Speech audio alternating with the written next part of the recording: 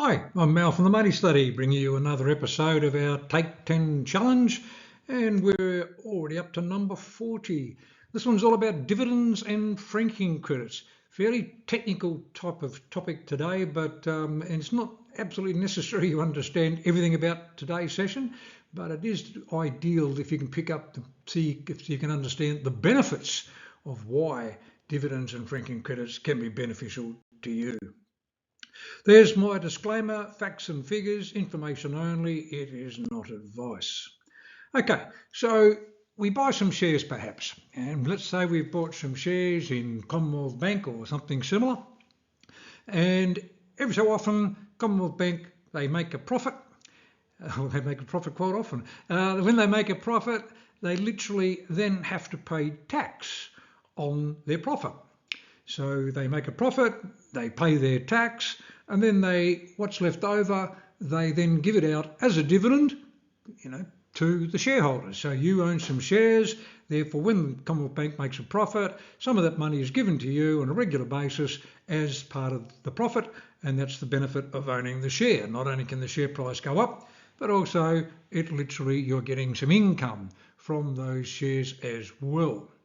Now, the interesting thing about the system in Australia is that this tax that the Commonwealth Bank perhaps have already paid, you would then receive the income after Commonwealth Bank have already paid their tax. So when you receive income, it gets added to your taxable income, and of course you then have to pay tax on it. So the Australian government have decided this is a bit unfair, that the company pays tax, and then you get it, and you've got to pay tax on exactly the same thing. So what they try and do here is offset your tax liability by the tax that has already been paid by Commonwealth Bank. And so they give you what's called a credit, and it's got a name here called franking credit. And the idea of the credit is that you can then subtract, effectively, the tax that has been paid by the company. So it just literally is like offsetting, and that credit that we're going to get can then be used to reduce your total tax bill.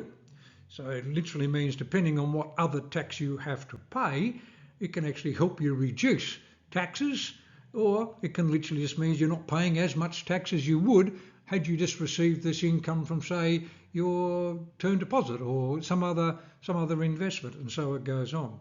So there's certainly advantages in holding shares in the regard that, yep, we're hoping they're going to go up in value, and that's how most people sort of see shares.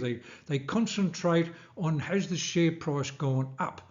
But there's also a lot of people who don't worry so much about whether the share price has gone up. It's what can it pay me?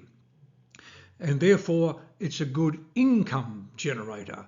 And so holding shares in retirement can indeed be quite a nice way to generate a bit of extra income, because then we find that the tax on the income is being looked after because we get this franking credit. So it can be quite a good advantage and clever way, effectively, of setting up some income in retirement if we got sort of tax issues and so forth.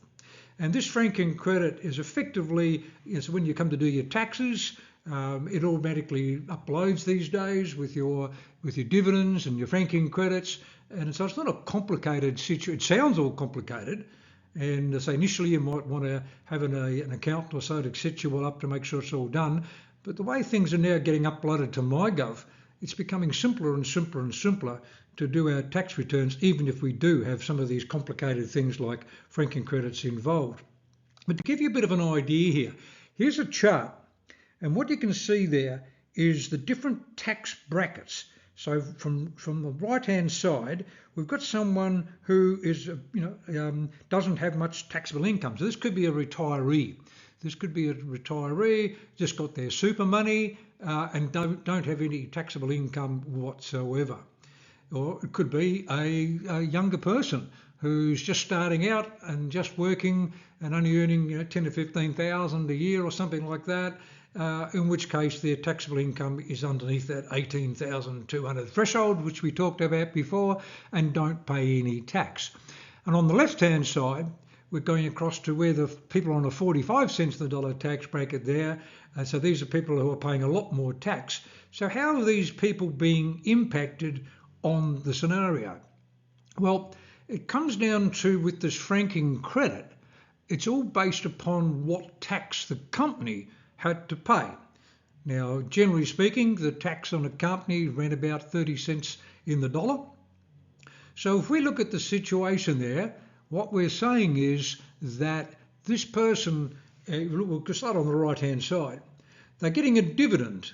They're getting a dividend of $70. They're getting a dividend of $70. So their profit from their shareholdings was $70. But it comes with a franking credit. And the credit is the 30% tax, effectively, that the company has already paid. And that's a credit.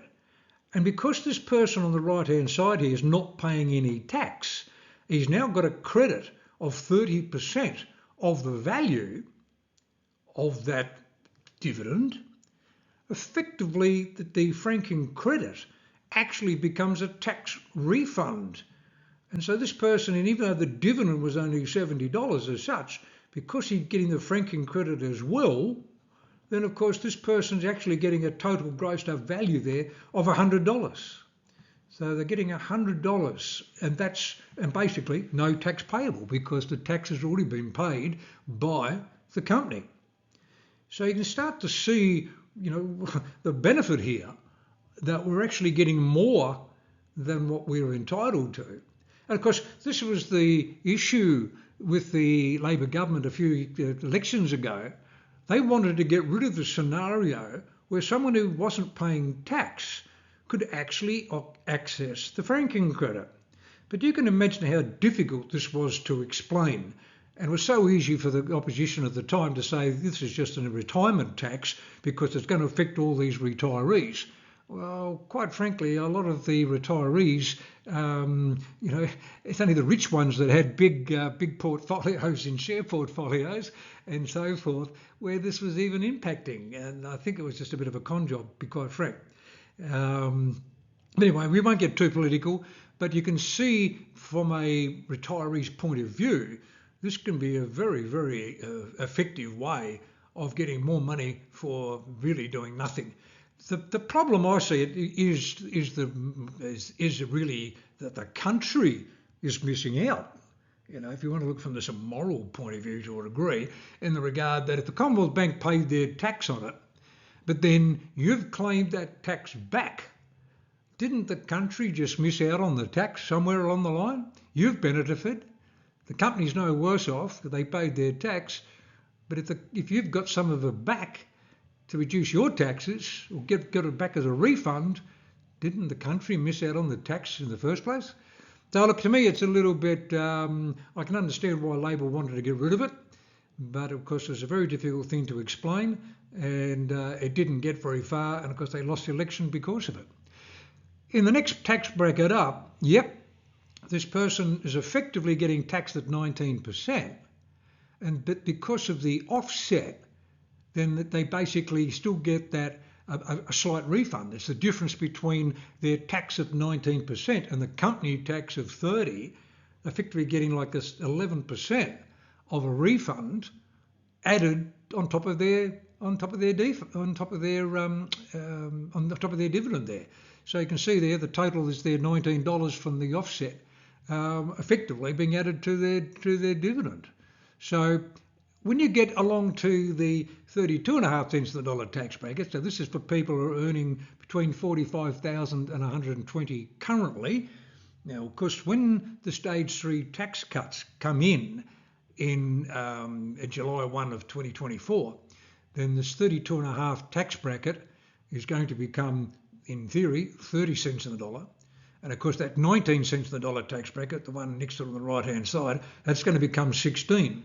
If the company tax remains the same, the actual benefit from these dividends from franking credits is only going to be better. But you can see at the moment, if your tax rate is at 32.5, then and the company tax was at 30, you receive the dividend, you only really had to pay $2.50 in tax. on your $70 dividend. So it's a very, very low rate of tax on this income that you've received. So still very, very beneficial. And of course, if it gets to the situation with the stage 3 tax cuts that the personal tax rate equals the company tax rate, well, you literally still won't be paying any tax on this, even up to incomes of, almost up to 200,000 with the stage 3 tax cuts. With the current situation with 45 cents on the dollar, see, people on these higher incomes at the moment, that's for anyone over 180, but that's going to go up with the stage 3.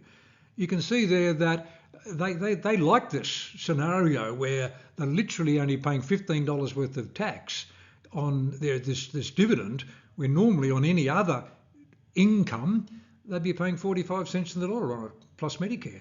So you can certainly see the benefit there. Certainly see the benefit of, especially in those lower income. Well, in fact, everybody's gaining here. Everybody's gaining in the regard that you're getting the credit, which to say because the company has already paid the tax. So everyone benefits from a franking credit. It just comes down to which tax bracket you're on as to the impact of the actual credit. Now, I'm going to be talking about these things called ETFs in later sessions. We're going to talk about ETFs quite a bit. They've become very popular with a guy who's written a book called The Barefoot Investor. But we'll talk about these later on. But while we're talking about dividends and franking credits, I just want to mention this in the regard to understand that when we buy something like an ETF, and all an ETF is, it's a parcel of shares. So you might have some Commonwealth Bank, some NAB, some Westpac, some ANZ. You've got a parcel of banking shares or something like that. And it's all lumped together as something we call an ETF. If you were to buy those type of things, as opposed to buying direct shares, you still get all the benefits of the dividends and the franking credits are passed on. So even though you've bought them as a group of shares, the benefits still flow. The benefits still flow. I'm not going to go into that example. It's getting a bit too technical for this type of session, but there is some information there if you want to freeze the screen and see exactly the numbers and so forth. But in essence, all I'm trying to do at this stage of the game, we'll come back to these things as we get more and more in depth over time, but understand that if we do go down the path of buying parcels of shares, which I'm going to sort of spend a fair bit of time on later on, because it certainly can be a lot easier than trying to pick individual shares, that this can be you still get the franking credits and so forth. And of course, if you're really getting clever and you start buying parcels of shares and so forth internationally, see, some people want to buy the American market or they want to buy the UK market or whatever country they believe has got advantages in buying. These days, you're not limited to just buying in Australia. So similarly, it also comes down that you've just got to be careful of what country, where are you buying, because some countries have like a reciprocal tax arrangement. And so some countries are far easier to deal with than other countries. And so some countries will do with what they call withhold the tax, meaning it's making sure that you do pay tax either in that country or at home, or sometimes even both. So there can be a credit, an international credit, that can actually reduce the taxes as well. But so I'm not going to go into too much detail at this point in time. We'll worry about it at a later date. But just understand there are still advantages in buying parcels of shares as far as dividends and franking credits and all that sort of stuff applies to it, simply because you are indeed still effectively buying shares in a company, which just means you're an owner. Therefore, you get the benefits of what happens to shareholders. So anyway, we'll talk about all these things coming up, but as I say, don't stress too much at this stage about some of the technical jargon we've raved on here today. Bit by bit, these things are going to come good, and that's what these sessions are all about. All I really want to do at this stage, while we've been talking about shares over the last few days or so, is the fact that, yep, not only is there a benefit in seeing your share price go up, it's a fact that you also get a portion of the profits, and that can indeed be quite generous, and because of the tax arrangement, can be very generous. We're here to help, and you can always make a booking to come and have a chat. Talk to you on another session.